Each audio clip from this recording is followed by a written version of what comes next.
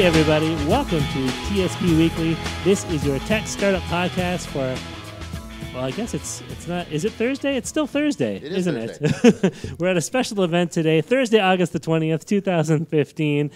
We are here at the Tannery Event Center.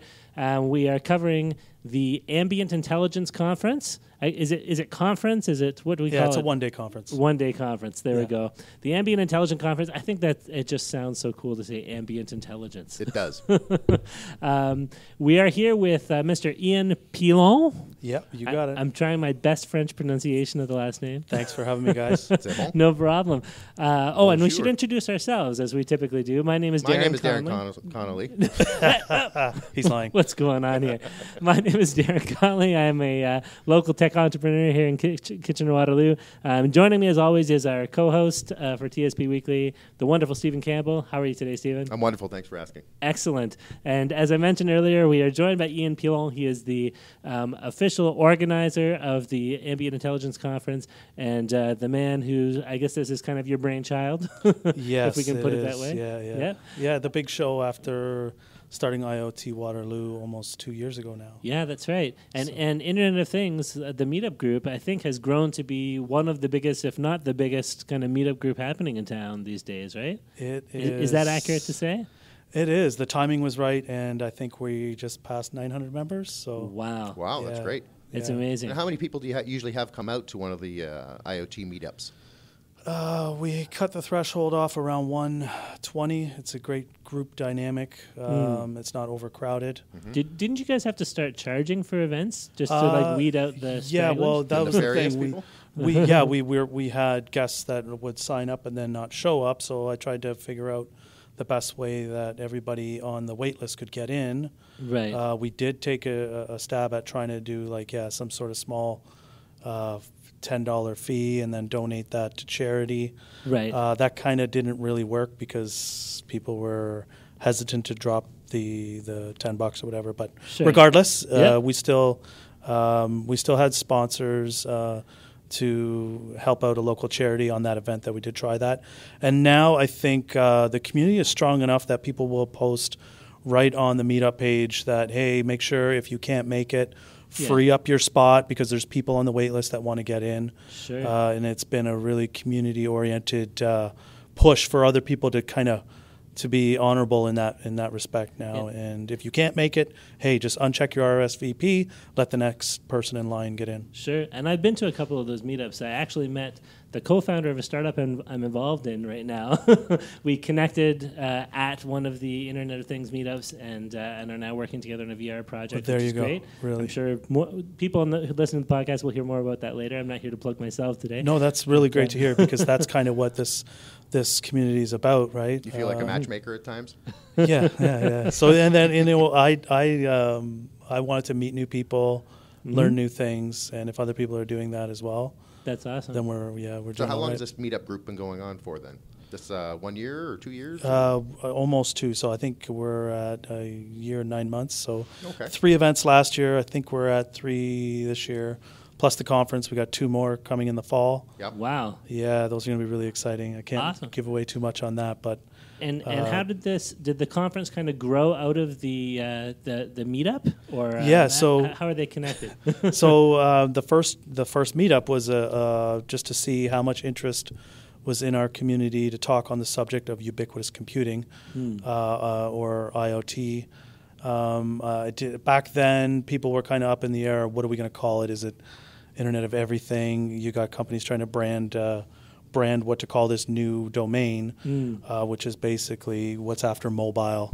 Yeah, connected devices. That's right. What happens when inanimate objects start getting intelligent and can talk to each other, network. What do you call that? There's been, a lot of hype around the language, but I just simply looked at some Google Analytics to say, well, what's the most popular keyword? Yeah. Everybody's trying to sell, or I shouldn't say everybody, people were trying to sell Internet of Everything in other phrases. Well, everybody on Google's just typing in Internet of Things, so we'll just call it that and go with it. Sure. Enough. Yes, and then the timing was right. So what I did need was a sponsor early on. I reached out to TerraPack and I said, hey, I just want to throw this event and I need to rent a projector, some audio, and I'll find the venue, but can you help me out on that end? Did you not manifest a projector? We were talking earlier about how you've come across projectors through specialized ways. Not that one. Ah, fair enough. No, not that one. Sorry, that's a bit of an inside joke for those of us who that's really were involved in the sound check there. Sorry. At some point, we'll post that when we post our sound check archives. So who are we going to see today? Like, Darren and I go to the Hacker's Nest a lot, so I know that crowd is developers and programmers and a little mix of business development people. Is that today I'm anticipating more engineers and robots and flying drones and dishwashers and toasters?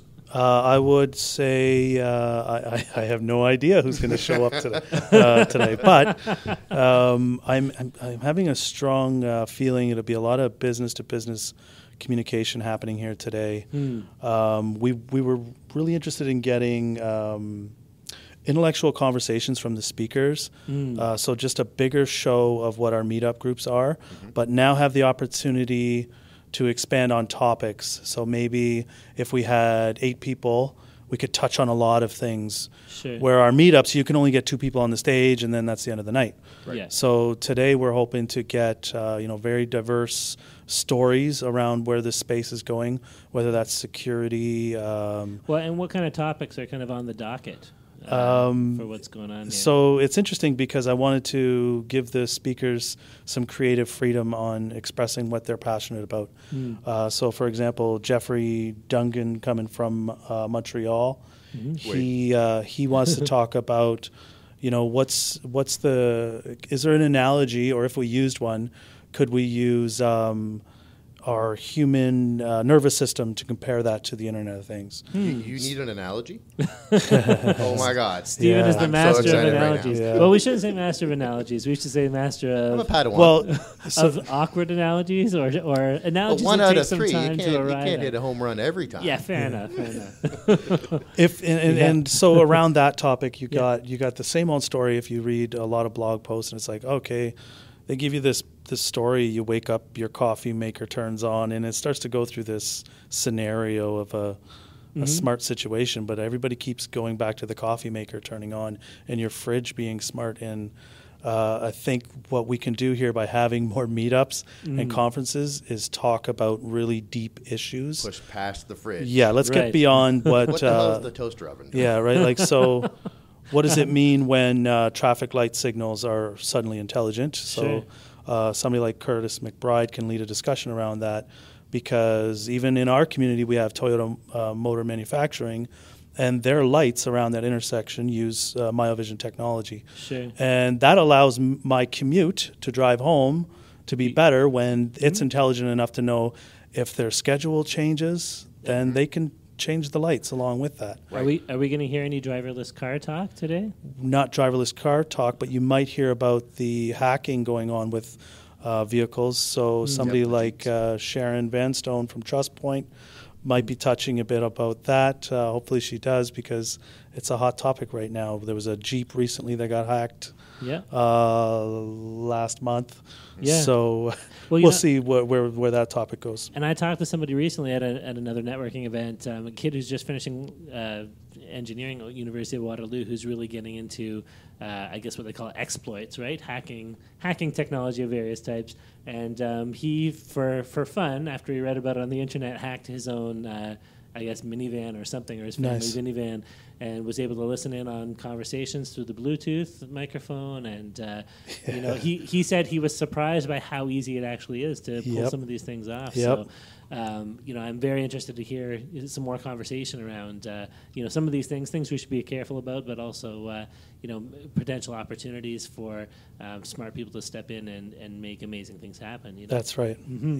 I'm really looking forward to my toaster calling the traffic lights and saying, we just had his toast out, so start getting the traffic lights green because he's in the car.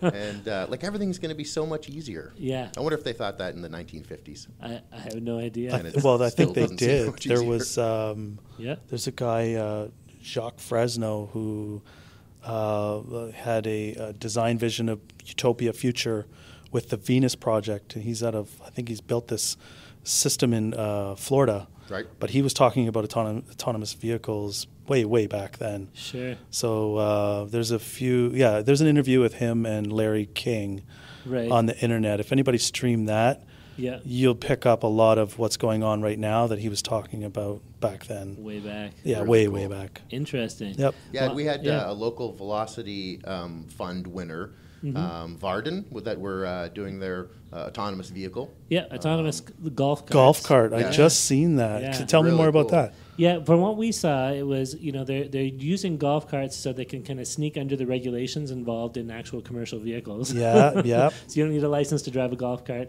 And then working with enclosed communities where, you have retirees or, golf courses, I suppose, or other universities places. or conference centers. Yeah, but I think retirement centers is a big... Even airports and stuff use those kind of vehicles. But shuttles. Kind of automating all those vehicles is essentially the same technology used in the Google driverless cars. Yeah. But they've built it themselves just out of university or maybe just finishing university, and they've done it without the financial backing of Google. And from what we could see, they seem to have done it just as well. Yeah, which is incredible. Isn't it crazy how fast that space is moving? Vehicles driving down the road by themselves. I know in Europe they've already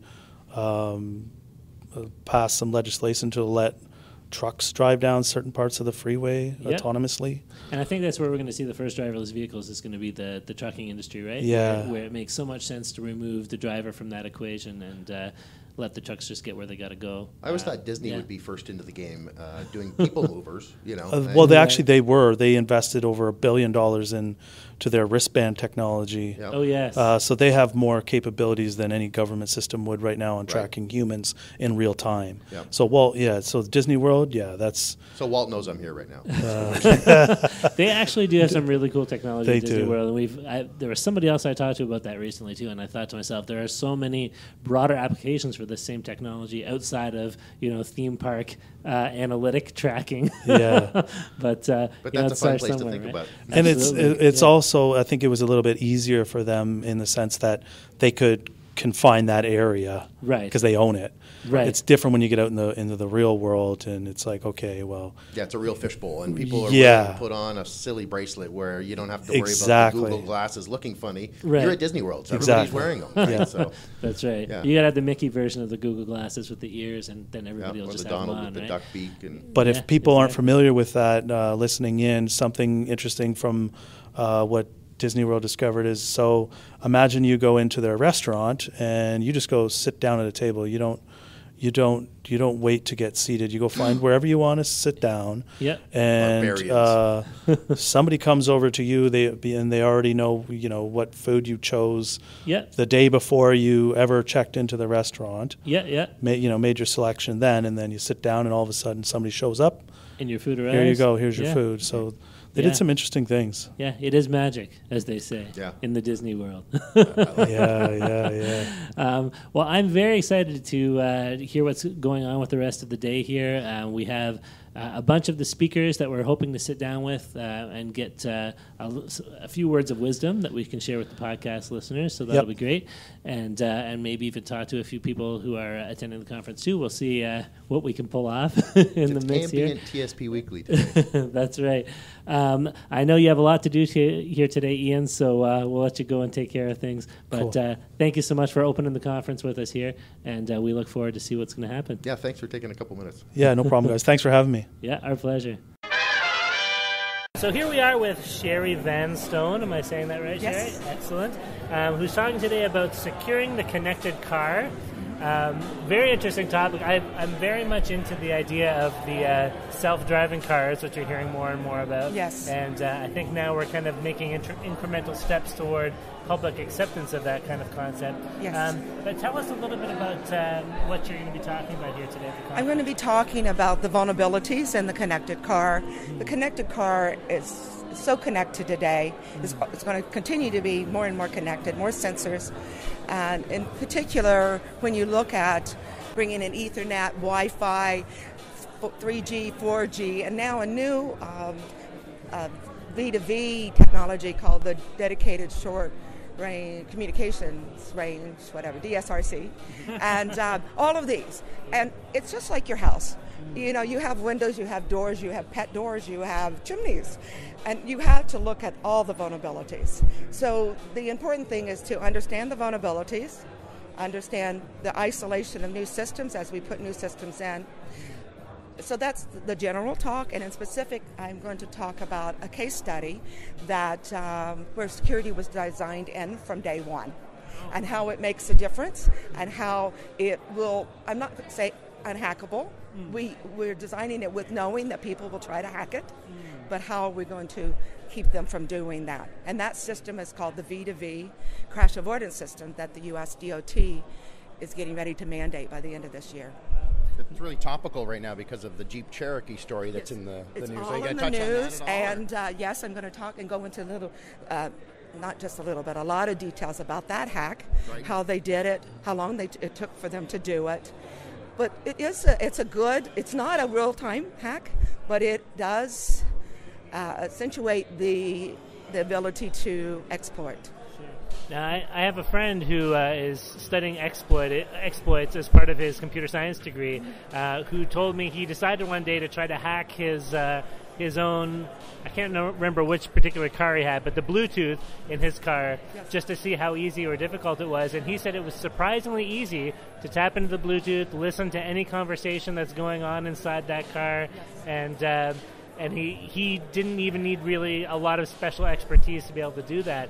I think a lot of people would be surprised by, just what can be done, especially with our vehicles, where we kind of put our lives on the line. We're operating vehicles, There's known vulnerabilities in Bluetooth and have been known for years, but we all continue to use Bluetooth, connect to our phones and maybe even our entertainment system on our cars.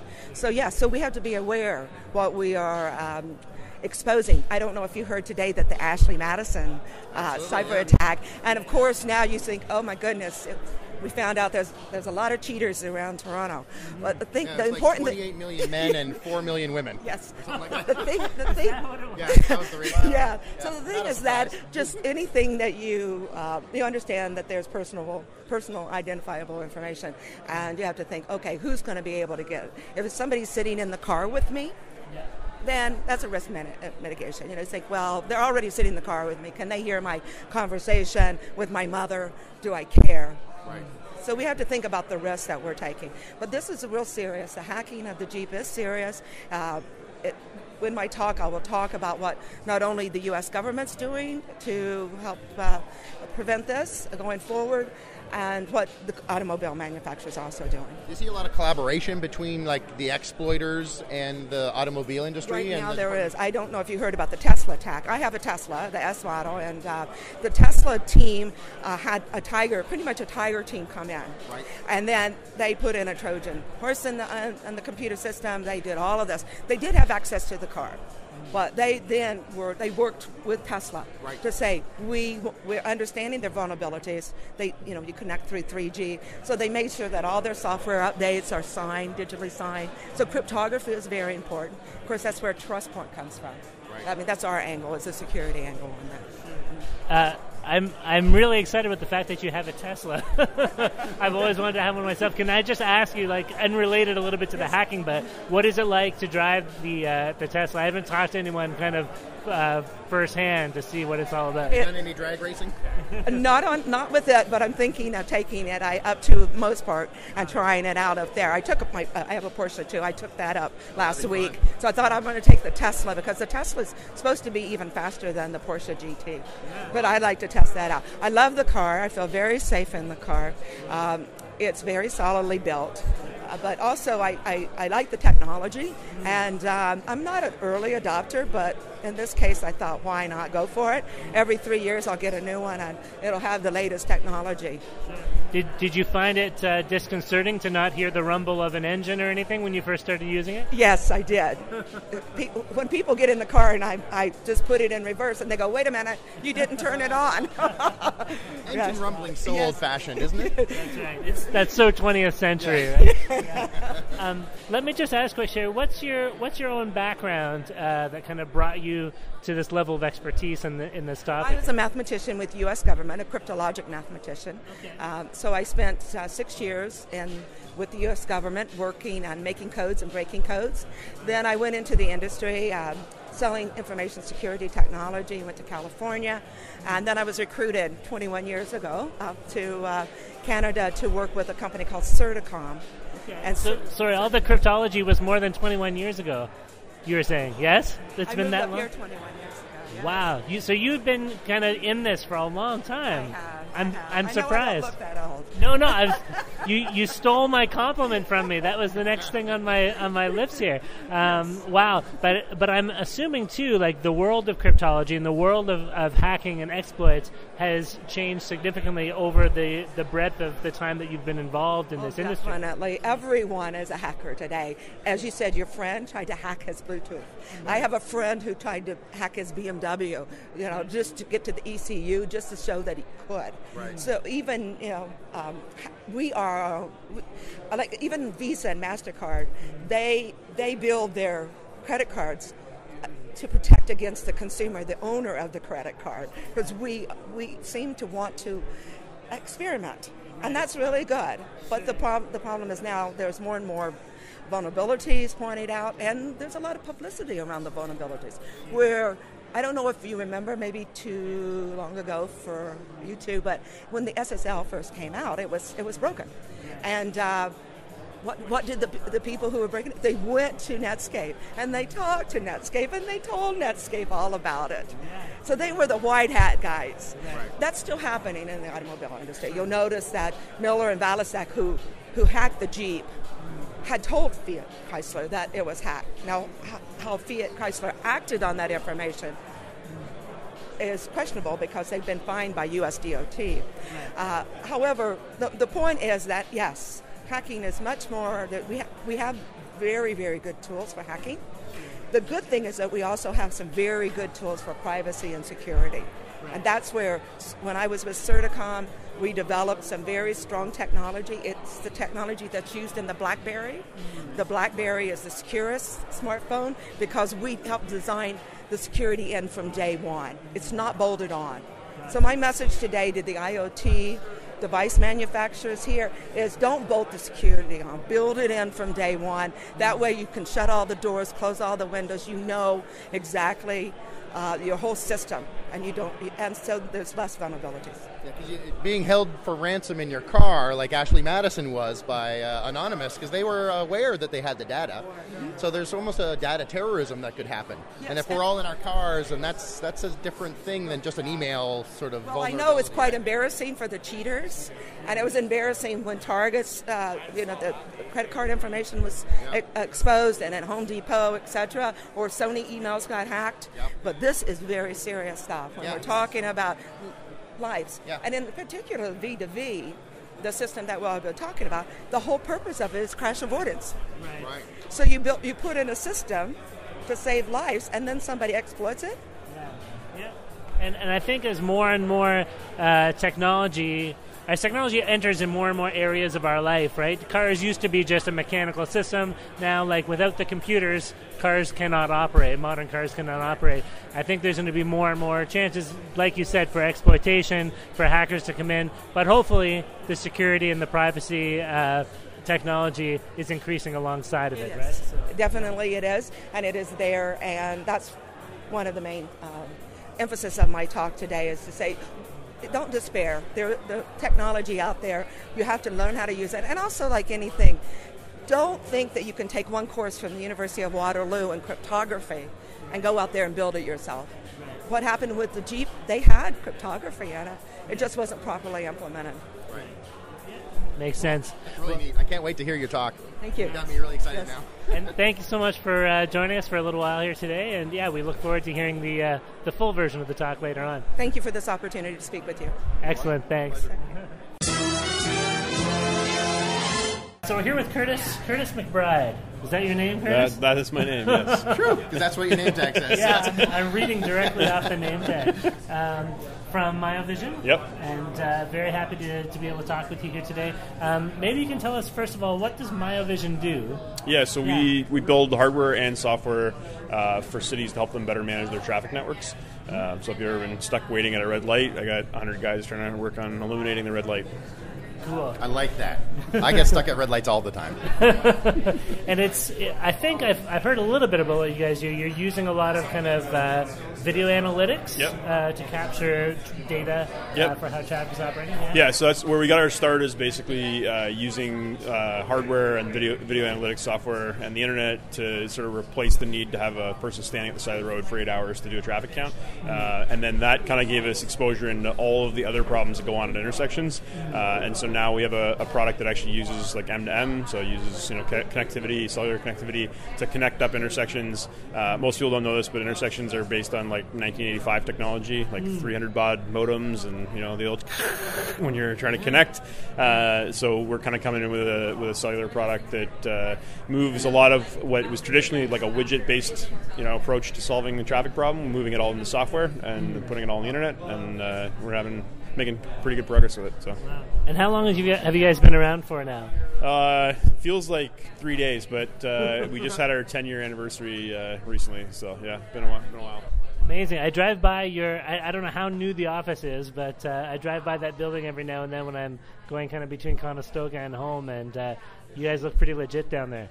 Yeah, we have 3 of the 4 floors of that building, and we're bursting at the seams, so we'll probably end up taking more space in the building soon. But it started years ago in the Accelerator Center.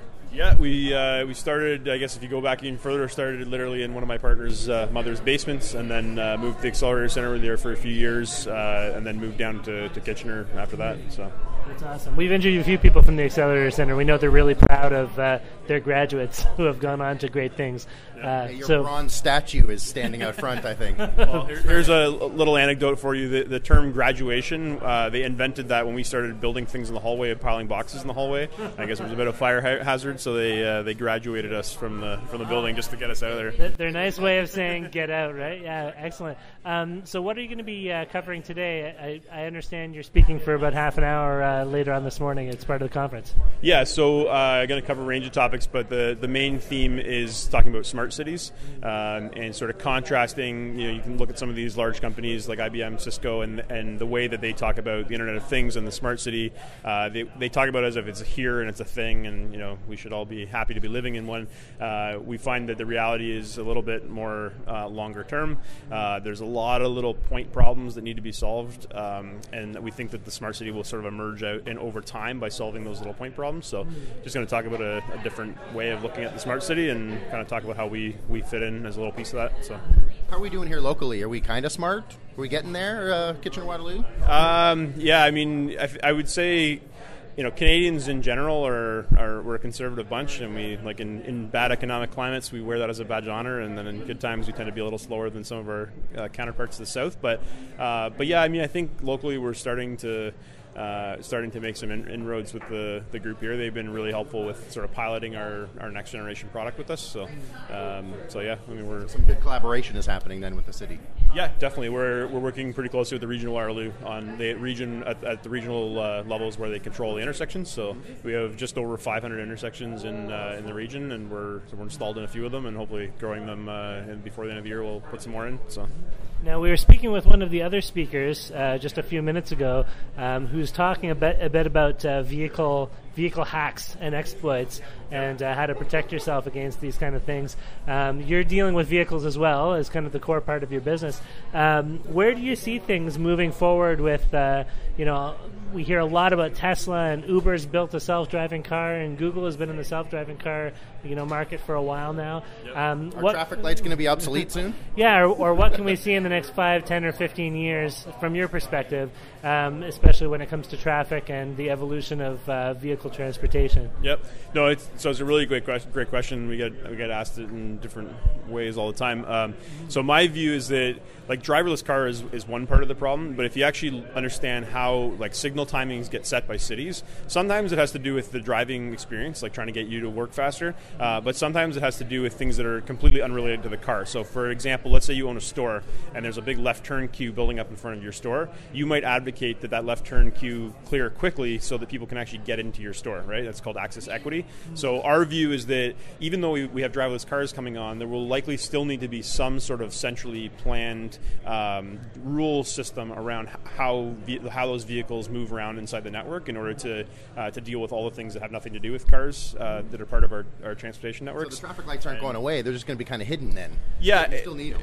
For sure, and whether the physical traffic lights go away or not, the control schemes that are involved with driving them that tell the cars what to do and how to behave, those I don't think are going away, and so we think we'll be pretty well positioned to be in that game if the physical traffic light ever goes away. But even then, I mean, I think we'll be 20 years before all this stuff gets sorted out.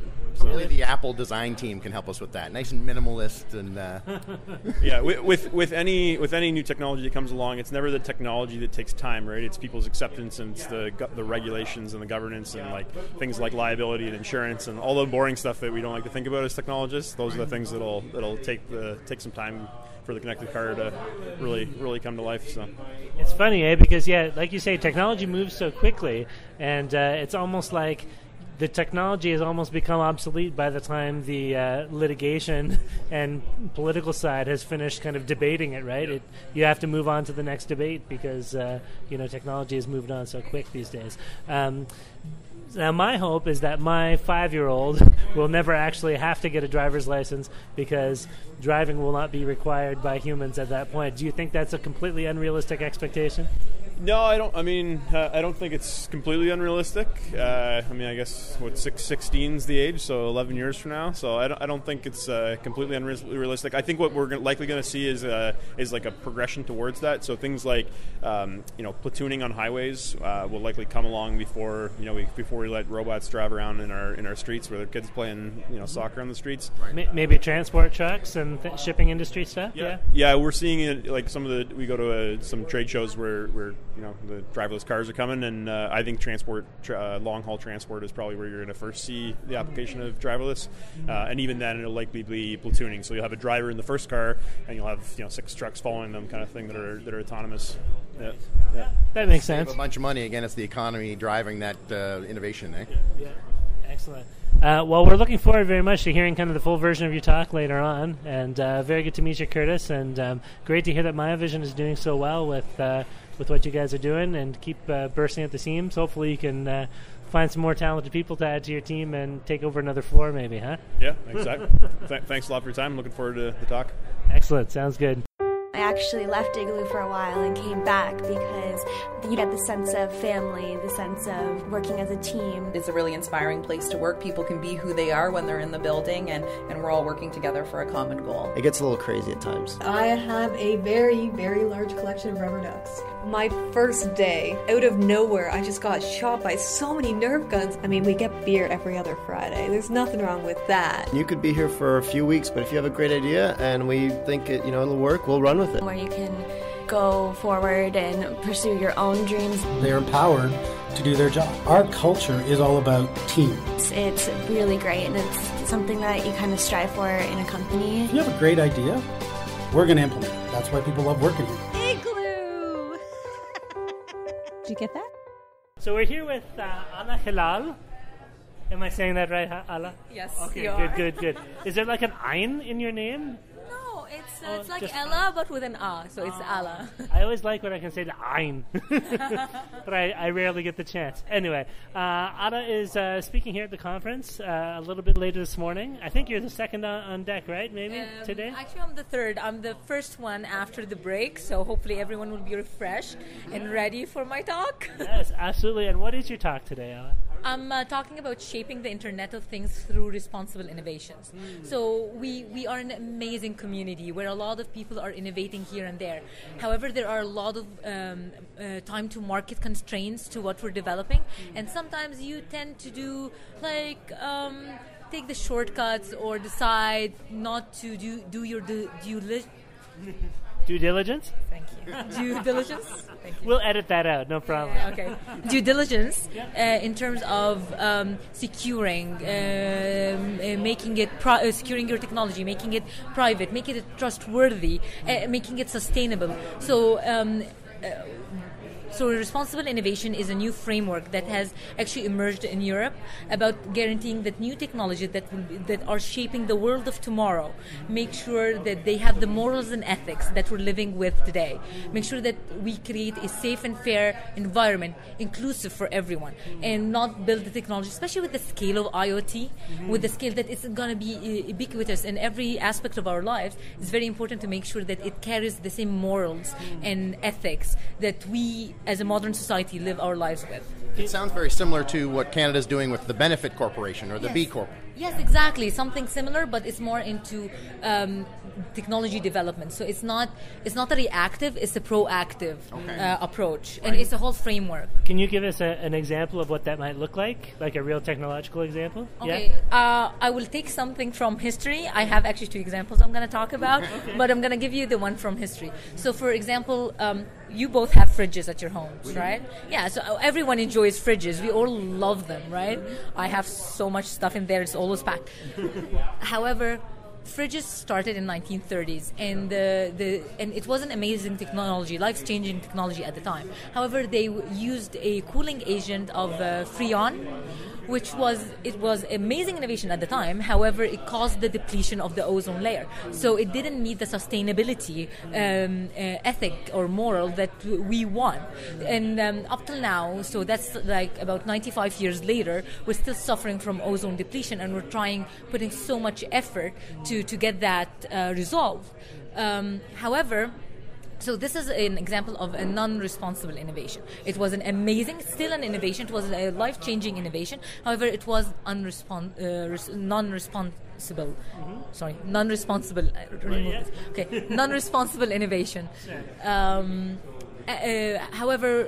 Greenpeace, McDonald's, Pepsi, and a couple of other companies came together and sponsored the research called Green Freeze.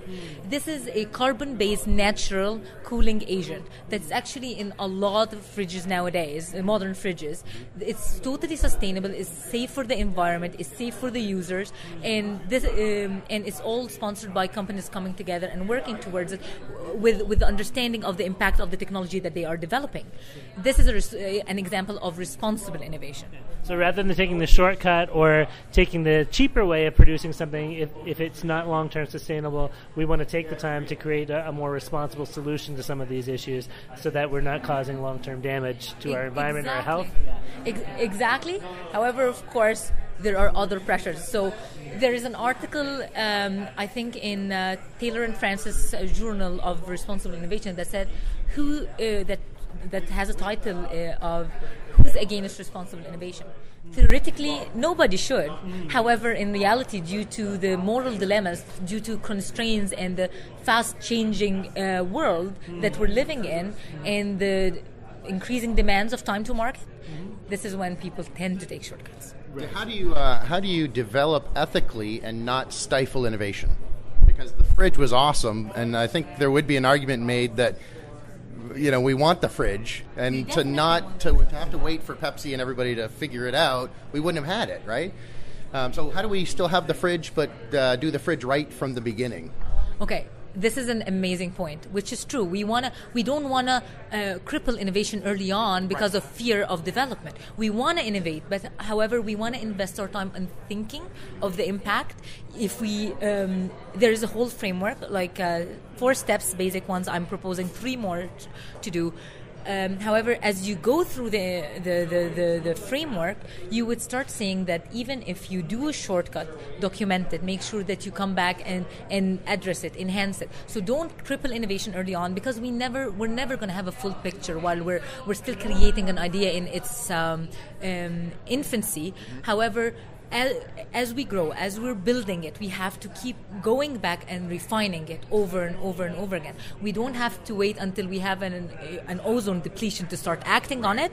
We can however, we have to challenge ourselves, not wait to react to issues and disasters. And that makes sense. Doing an iterative process, then you're able to readdress it and pivot from your initial discovery. Yes. That makes sense. Yeah. Allaa, just real quick, what's your background? How did you come to be interested in this topic? Okay, so I have a PhD in electrical and computer engineering from Waterloo. So I have been working in years in wireless sensor networks, which is actually the unsexy name of Internet of Things, and so I have a huge background in it. I'm backed with versatile experience from industry and from academia. Responsible innovation is a very new term that came out just it started 2006, started being legislated in 2014, November 2014, which is pretty new, and it stands behind all the morals and ethics that I think of. And as a mom, it's important for me to build a good life now and tomorrow for my daughter. Absolutely, and really for anybody, whether you're a parent or not, probably it's a good concern. Absolutely. Listen, Allaa, very good to meet you. We're very much looking forward to hearing what you're going to talk about in your session. But wonderful to talk to you, and we look forward to hearing from you more later. All right, so we're here with George Shaker, who very recently presented on antennas. Yes, an insight for designing antennas for IoTs. Right, yes. Right. And what is the proper plural of antenna? Oh, if anyone should know, I would think it would be you. Antennae? Yeah, that's the proper way of doing it, but it's not commonly used among engineers. Yeah, they just use antennas. Yeah. See, my background is actually in linguistics, so yes. I love the idea of how language is constantly evolving. So antennas is what we're all going to say. Even editors, I think, gave up on trying to correct it for engineers. They're okay with antennas now. Fair enough. Your presentation was really neat. You got into some technical terminology, which I found really useful. I didn't realize that there were 5 radios and all cell phones, right? Yeah, at least. Many of them, actually. Some new radios would have 10. That's amazing. Some new devices, not cell phones, but other devices would have 10 radios included. And with this movement toward more and more wireless connectivity, I think things in this area of expertise, which you yourself are dealing with, are only going to grow and grow and grow in necessity and having people to service them and install them properly. And it never occurred to me until I saw your presentation just how many layers of complication there are in making these kind of devices work properly, right? Yes, it's been always a dream to make a center here. Given the amount of startups around in the area, amount of companies between Toronto and here, lots of them usually have more of a software background. But now they're trying to tap into the Internet of Things, which would require a device with a wireless connectivity. But then the funding / the cost involved is quite huge, especially for a small company. Right. So that's why a lab at the university could make a big difference. So we have Accelerator Center at the university helping to graduate lots of startups.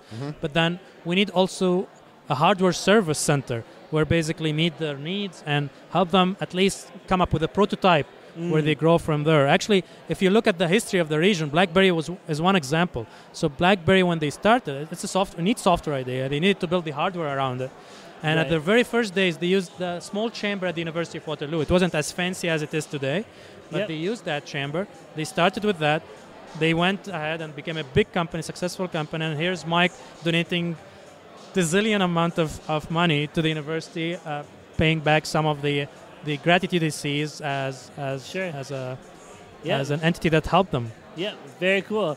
Now, when I think about the future of antennas and wireless connectivity, one aspect of that I have been looking forward to for a while, but still haven't seen yet, is the idea of indoor location tracking and being able to have my device talk to the building when I walk into it and tell me which office I need to visit, or give me a step-by-step map of how to get to where I want to be and stuff like this.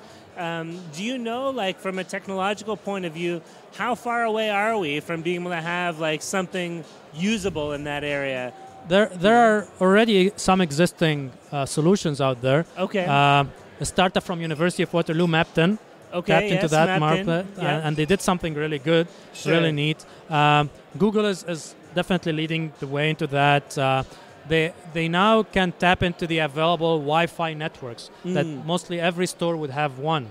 And then using that signal, now they're envisioning devices being able to detect, okay, I'm nearby this Wi-Fi signal, this means I'm close to that location. And it's going to help with indoor positioning big time. So something like a triangulation effect with strength of the Wi-Fi signals in different places? Or some use that triangulation model, some don't. Okay. So it depends how accurate you need that positioning. I actually am aware of a company out of Utah that they apply indoor positioning differently. They apply it to to help surgeons in their surgeries, and they can detect positions down to the millimeter accuracy. And this is using what particular? This is using millimeter waves. So another spectrum in another part of the frequencies. It's not the RF frequencies. It's much higher. So in the range of 30 gigahertz. So most cell phones are 6 gigahertz and below. So those guys are using 30 gigahertz, 40, 60. And they managed to realize a system like that. So would it require me to be carrying a device that operates in that frequency range in order to make use of that technology? Exactly, yes. Right. Yes. So more devices, more hardware issues. Well, at some point, I think they'll just implant them all into our skulls or something. Can't you get a 60 gigahertz digital tattoo or something like that? There you go. Well, welcome to the conference. Implanted behind my ear or something for my... implanted Bluetooth. RFID tattoos are reality now, right? Yeah, so 900 megahertz, sub 1 gigahertz, and you can have it too, which is an RFID, so you detect who are you. Okay, I see that you're legit. Come in, or something like that. Isn't it Walt Disney using that? They use tags still, I think. Okay, tags still, I spoke to someone recently who said they had a friend who had implanted an RFID in their skin with it was like mail order. They got sent a syringe and they implanted their own microchip. It's becoming a reality. All the kids are doing it. Yeah, of course. It's like a digital, I was going to say digital tattoo, but it's all like a hardware tattoo, right? Yeah, it's like I lost my phone. Yeah, very interesting. Well, we were very happy to hear your talk today, and looking forward to kind of where this technology goes in the future. Thank you. You're at University of Waterloo, and we know that you guys always like to push the boundaries of what's out there, right? It's a good culture in there. So is there anything you can hint at that we might kind of see on the horizon coming from the University of we Waterloo? always hear about the Nest and the Google driverless car and the fridge, but give us another use case. Like, what else is going to be really cool that's coming up? I'm helping a small startup out of Waterloo from the Velocity Center. Co-supervising a few students who are part of that company, and they're dreaming of realizing a glucose monitor. Okay, glucose monitor. Yes, for diabetes, continuous glucose monitor that's basically placed on a contact lens. Okay. So those who have the disease can wear it all the time. Right. And then it keeps measuring the glucose level through the tear fluid and sending it wirelessly to their cell phones. So it doesn't have to sip your blood. It's got its tongue in your blood the whole pickering, time. Nothing like that. It's very, I think this is a great visual there, Stephen. Yeah, this could help lots of people, I think. That's awesome. Especially in emergency cases where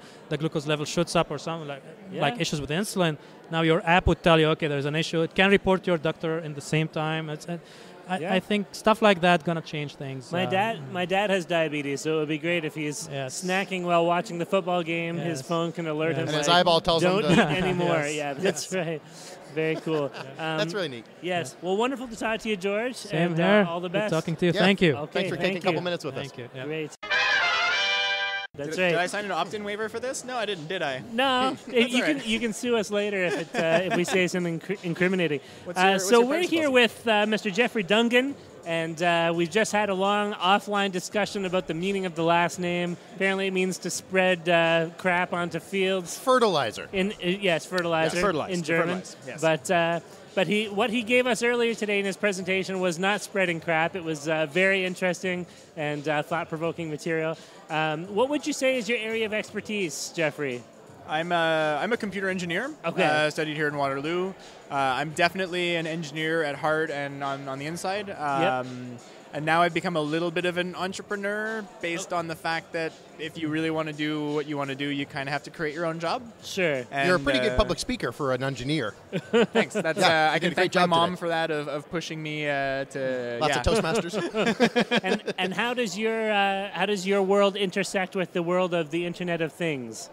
So I intersect with the Internet of Things completely by accident. Okay. In that since 2002, most of the projects I've been working on have been essentially what would now be labeled as Internet of Things. Gotcha. Except at the time it was a home automation system, a real-time location system, distributed video, and now it's all kind of under the IoT moniker. Yeah, I can't wait to go home and watch your Lego movie. It looks like you got some mad Lego skills. There is, and then the other part you're going to enjoy about that that's pretty hilarious is I wrote the entire score for it as well on an Alesis Quadrasynth that I bought in the mid-90s. Wow. That now your phone has like infinitely more sound processing ability than this thing, and it's just awful. And you have to imagine that we, as a fourth-year design project at Waterloo, we ran this movie in a loop constantly for 2 days, and the guys that were with us, they still have nightmares about the sound.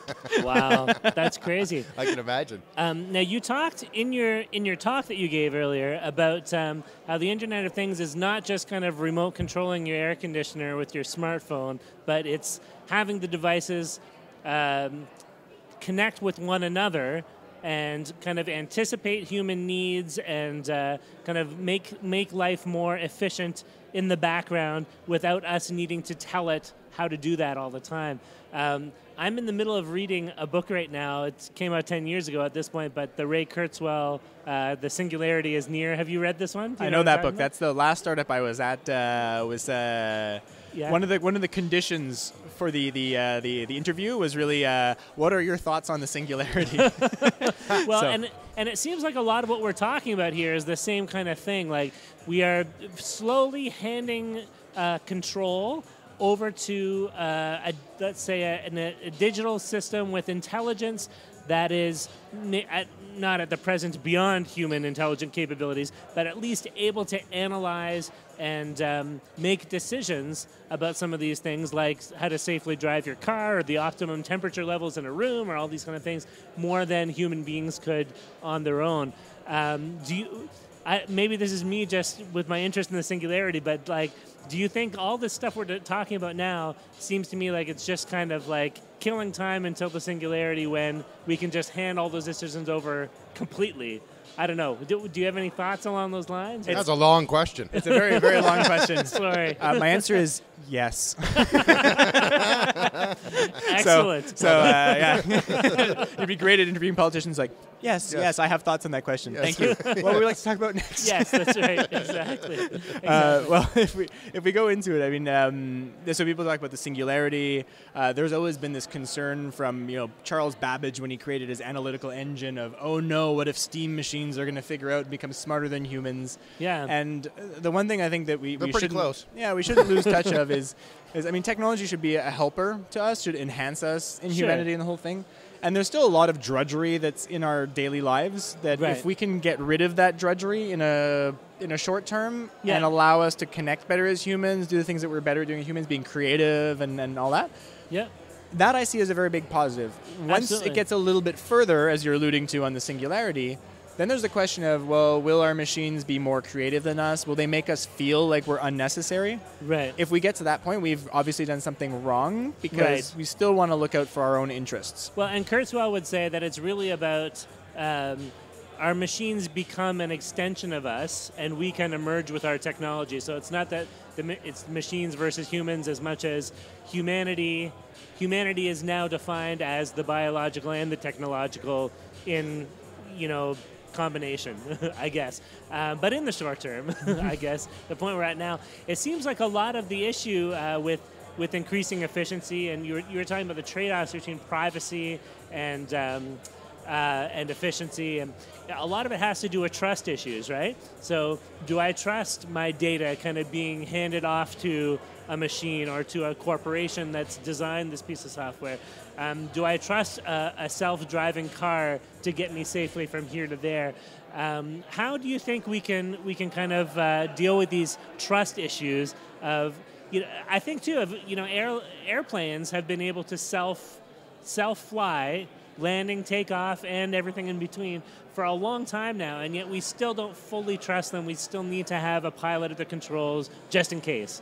How do we get past that?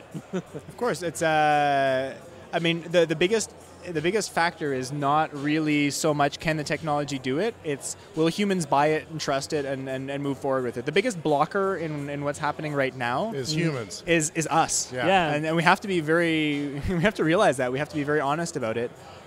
We could make the roads a lot safer. We have all the data to know exactly how to do it. Just people won't buy it. Right. There's a lot of ways we can make airplanes even safer, but then there's all kinds of vested interest that make sure that that doesn't happen. I think the important thing is that we should never let up on education and transparency. Okay. You get to that point where you just can't make the argument anymore that human-driven cars are safer than self-driven cars. Right. The data shows it.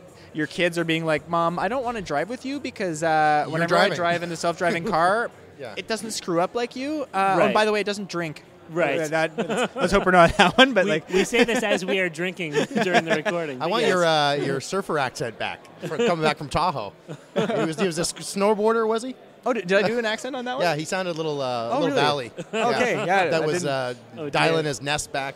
It was awesome because you really tied it together for me because when Sherry was talking about V to X, I was getting so upset. I'm like, please do not tell me you are about to get into an accident. Slam on your brakes. Like, that is the most idiotic thing I've ever heard of. Just stop the car, folks. Like, so that's what you're talking about. It's not like the car is telling me you're about to get into an accident, which is me calling my Nest thermostat to change the temperature. If the car knows, just do it. So that's what the Internet of Things is to me, right? Like, it's not... it's the human getting in the way still because I want to be in control of my car, or like I'm not going to have a chance to avoid that accident. And if I do, then it's not an accident. The car can just do it, right? So that's... The car example is perfect, and I'm so happy that so many people ran with it. So you saw the Cisco video? Yep. He gets into his car, and then he puts it in self-driving mode, but he still has to say, find a parking spot. It's like, the car knows it has to find a parking spot, okay? It knows. You don't have to tell it that. Oh, well, thank you. You know, my 10 million lines of code and all my connectivity couldn't have told me that you were actually going to want to park at work where you go every day. Yeah. Right. If a woman puts a cigarette in her mouth, you can light it. Like, that's what's happening next, right? Yeah. You can tell you're from an earlier generation, Stephen, with that analogy. But that's great. That's great. It's sort of the service industry, really. Yeah, that's awesome. Yeah, and then Allaa went further with the car thing, just to continue on it. So she went further with it, too. I was really happy she did. And she was still looking at it from I'm a human, I'm in control, and it's enhanced, right? Yeah. Sherry looked at it more of the car could do everything by itself, but she was a little bit diplomatic and careful in realizing that maybe we offend the audience and lose them if we say that, you know what, the car's better, you're not driving the car anymore, right? Yeah. And that's what you can see through, if you watched all the presentations today and you looked at just that one piece, you can see how delicate the diplomacy is on how we let the humans feel about the whole thing and what they need to feel.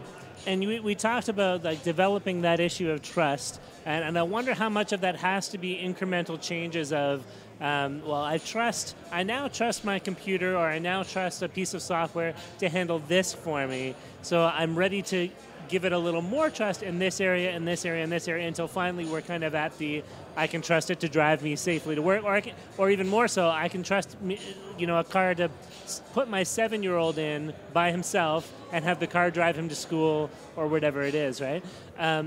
What do you see kind of on the horizon, the near horizon, maybe of some of those things where we are incrementally going to start handing trust more and more over to software or to the cloud? Like Windows 10?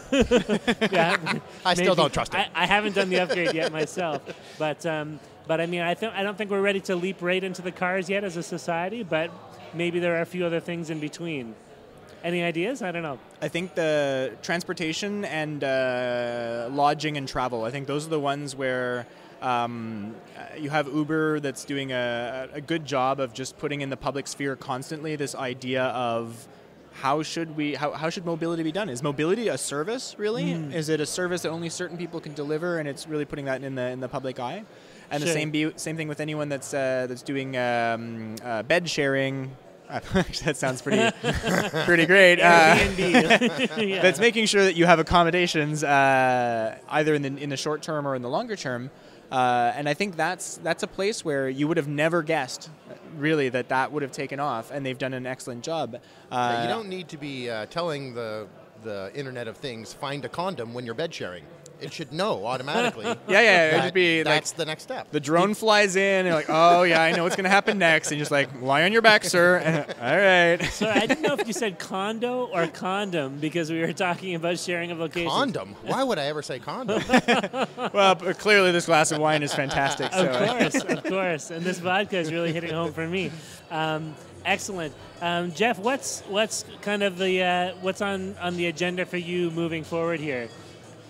It's a very good question. Yeah.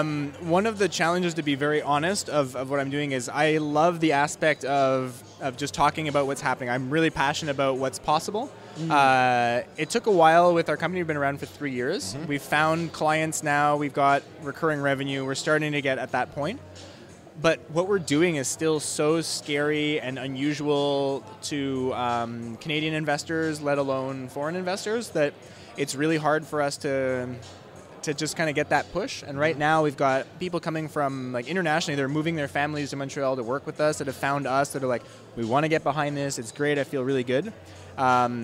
That's exhilarating and terrifying at the same time, I bet. It is, yeah. But startup, you're expected to fail. So every day I wake up and it's like, wow, we didn't fail yet. And it's like, oh, there's not a lot of money in the bank, but I think maybe we won't fail, you know? And my biggest challenge is, as much as, you talk and you preach about finding efficiencies and all that, I think there's a very big inefficiency in how we distribute resources, one of those being money, which unfortunately is what makes the world go round right now. Right. And it's just too bad that we have to diverge so much energy and attention to making sure that we can survive rather than just creating this. Because again, our basic software stack is all open source, so we're just giving that away so that if anything happened, it's available, right? It's not lost. And by the same token, there's the question of patent versus publish. Well, we didn't really talk about publish, but we had that hard topic as well, and we decided to publish. So we just, in science, it's like everything's there. We've all got freedom to operate. So for me right now, number one is making sure that we can continue doing this because we love it. There's other people that love it. It's going to go somewhere. But it's a challenge. That's I really like the point you made about the sharing economy or the abundance economy and how something like clothes can be disruptive or disrupted. I wanted to say sharing clothes is tricky because they also are touching the intimate areas of your body, so people feel weird sharing that kind of thing, right? But like you said, if somebody could drop off the perfect outfit for me at the start of every day that's perfectly made, for the weather conditions for that day and for my level of formality of my meetings that I have, then absolutely that would take it Jeff off. was talking about sort of the ownership of things. So you own your car, you own your house, you own your clothes. Yeah. And that many people don't have to own a house or own a car, and you're very happy with that. So if there was a service that could provide you some clothes, then would you be willing to maybe not own any? Right. And not be an emperor? Right. That was a kind of an interesting concept. The abundance economy or the sharing economy. Maybe when the self-driving cars kick in, I can get a car to deliver me my meals, my groceries, my clothing for the day. Every morning it just kind of drops it all off and off we go. I guess I'd have to pick it up naked though, or in my pajamas. I guess, whatever. I mean, okay, so clothing as a service doesn't mean you have one set only, and it's like, sorry, that's it. When you start, you have to... It could be a week, maybe we learn to predict the weather 2 days in advance. And this is sounding a lot less fun than I envisioned. Yeah, fair enough. As soon as I talk about myself being naked, grabbing stuff from a car, where'd everybody go? Yeah. Anyway, no, that's great. Listen, I almost thought that Darren and I were talking about this. You were a great speaker. We thought that maybe you should have started off the charge today because you gave us some great sort of reference and some space for thinking about IoT. And I was under the misconception of the Nest being, an Internet of Things thing, and it isn't. It's just you said, it's just a phone call.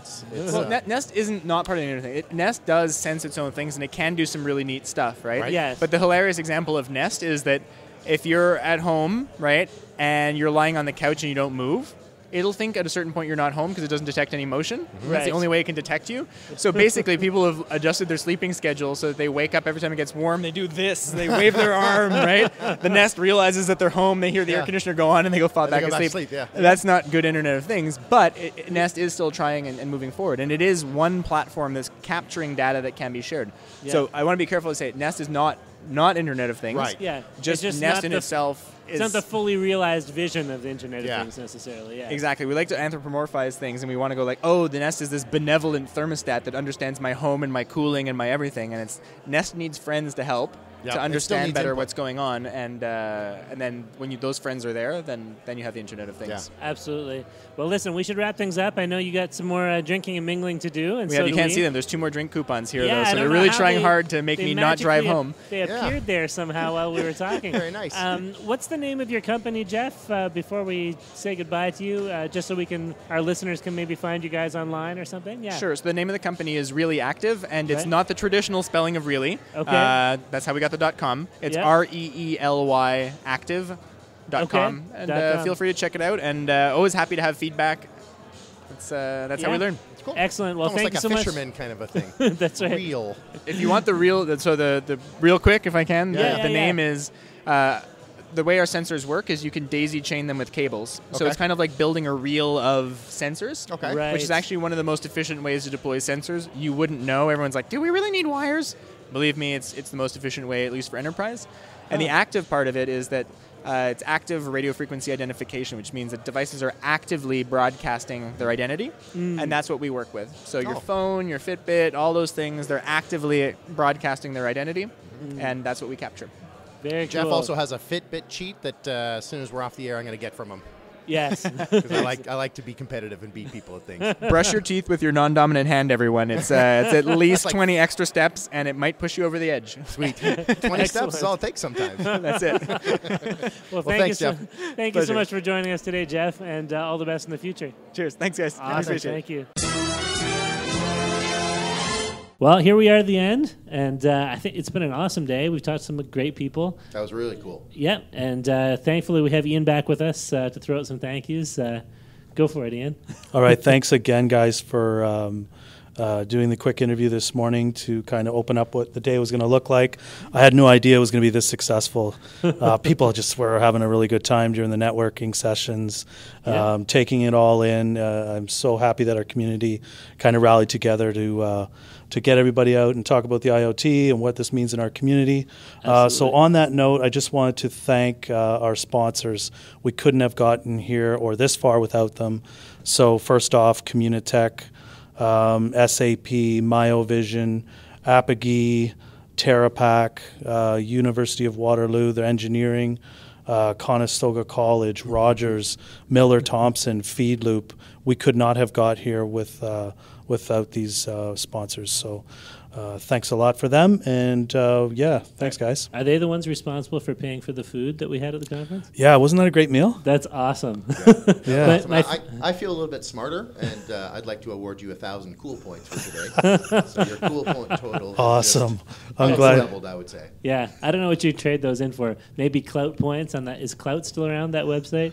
Maybe I don't know. Is it? I don't think so. No, I think it's done. Yeah. But, I thought you were talking about Pout, the fashion app. You're going to trade it in for a new nice shirt or something. Pout's the fashion and Laura app. For you. We love those guys. Excellent. Well, thanks a lot, Ian, and it was great to be here today. And we look forward to the next big thing. Awesome. Apparently, there's things happening in the fall. Yes. Coming. Oh, there is. There Excellent. Is. Just keep glued to the webpage, and we'll you got it. Master Toaster, you'll see. You got it. Exactly. Sounds good, guys. Awesome. Thank you. No problem.